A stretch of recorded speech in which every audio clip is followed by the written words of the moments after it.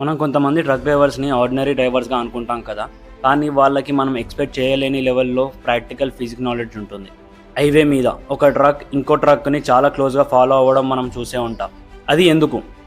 ఎవరైనా మధ్యలో కార్తో ఓవర్టేక్ చేయకుండా ఈగోతో చేస్తున్నారా? కాదు బ్రో, దాని వెనుక ఒక ఇంట్రెస్టింగ్ ఫిజిక్స్ ఉంది.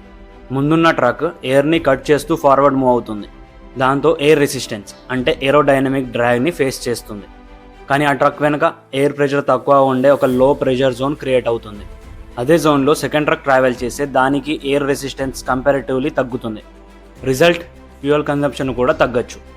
లాంగ్ డిస్టెన్స్ ట్రక్కింగ్లో చిన్న పర్సెంటేజ్ ఫ్యూయల్ సేవింగ్స్ కూడా థౌజండ్స్ ఆఫ్ కిలోమీటర్స్ ట్రావెల్ చేసినప్పుడు హ్యూజ్ అమౌంట్ ఆఫ్ మనీని సేవ్ చేయగలదు. సైన్స్లో ఈ టెక్నిక్ని ప్లాంటోనింగ్ అని పిలుస్తారు. కానీ ట్రక్ డ్రైవర్స్కి ఇది టెక్స్ట్ బుక్ ఫిజిక్స్ కాదు, ఎక్స్పీరియన్స్తో నేర్చుకున్న ప్రాక్టికల్ సైన్స్. ఇంకా ఇంట్రెస్టింగ్ థింగ్ ఏంటి తెలుసా? ఒక ట్రక్ సింగిల్గా ట్రావెల్ చేయడం కన్నా మల్టిపుల్ ట్రక్స్ కోఆర్డినేట్గా ట్రావెల్ చేస్తే రోడ్డు మీద ఎఫిషియన్సీ ఇంప్రూవ్ అవ్వడానికి ఛాన్స్ ఉంటుంది. ఇక్కడ కూడా సైన్స్తో కనెక్ట్ అవుతుంది. కానీ ఇప్పుడు ఒక ఇంపార్టెంట్ పాయింట్, నైట్ డ్రైవింగ్లో ముందున్న ట్రక్ లైట్స్ని కంటిన్యూస్గా స్టేర్ చేస్తూ డ్రైవ్ చేయడం సేఫ్ అని అనుకోవడం కూడా కరెక్ట్ కాదు. లాంగ్ డిస్టెన్స్ డ్రైవింగ్లో చాలా ప్రాబ్లమ్స్ వస్తూనే ఉంటాయి. అందుకే డ్రైవర్స్కి proper rest, focus and safety following distance చాలా ఇంపార్టెంట్. సో ట్రక్ డ్రైవర్స్ ఈ ఫిజిక్స్ ఈక్వేషన్స్ అన్నీ చదివి ఇలా డ్రైవ్ చేయరు. వాళ్ళు ఇయర్స్ ఆఫ్ ఎక్స్పీరియన్స్తో నేర్చుకుంటారు. కానీ వాళ్ళకి ఎక్స్పీరియన్స్తో తెలిసిన ప్రిన్సిపల్ని సైన్స్ ఆల్రెడీ ఎక్స్ప్లెయిన్ చేసింది. అండ్ అదే ఇంట్రెస్టింగ్ పాయింట్.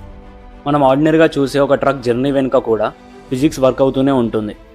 ఇలాంటి interesting science and knowledge stories కోసం ఇన్ఫోవెల్త్ని సబ్స్క్రైబ్ చేయండి. అండ్ ఈ వీడియోని లైక్ చేయండి అండ్ షేర్ చేయండి. మీ ఒపీనియన్ ఏంటన్నది కామెంట్లో చెప్పండి.